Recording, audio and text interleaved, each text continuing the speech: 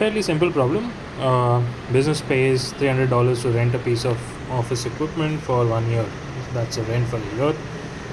Rent was increased by 10% each year. How much will the company pay for the first 3 years it rents the equipment? So I'm assuming $300 for the first year, increased by 10% in the second year, and increased by another 10% in the second year, and then we gotta add it all up. So you have 300 here, 300 into 1.1 for the second year, which is 330, and then 330 into another 1.1, which gives you 363.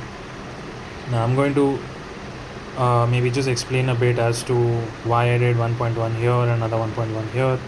So when anything increases by 10%, or for that matter any percent, let's say it is x, and let's say it's increasing by 10%. So 10% of this is this, which is 0.1x, which is 1.1x.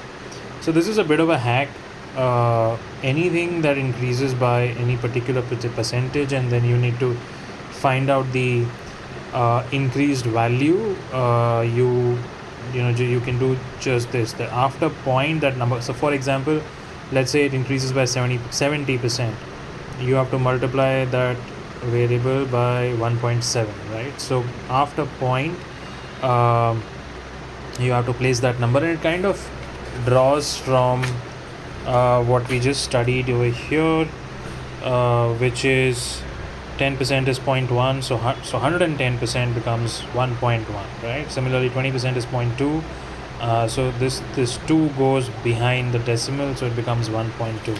And it's not something you have to learn, it's something which is intuitive once you understand it, right? So, and with regards to this, as to 330 into 1.1, why did I write 363?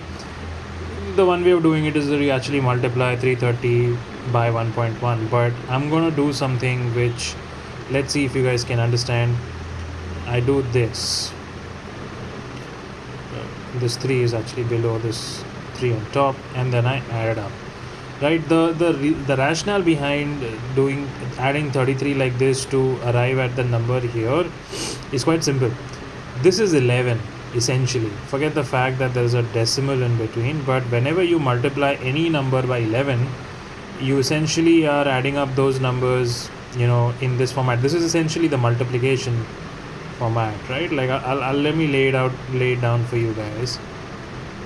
Into 1.1, this point negates the 0, so essentially it is 33 into 11. So this is 33 and 33. If you multiply these two numbers, 363. So this is what I wrote down here. And again, I mean, these things will come to you once you practice enough. So you have, for the 3 years, you have 300, 330 and 363. So essentially it's 333, 900 plus 30 plus 63, which is 93. So 993. There you go. I essentially solved the whole thing, just with mental mathematics, trying to avoid using the calculator, and that's what you should aim for.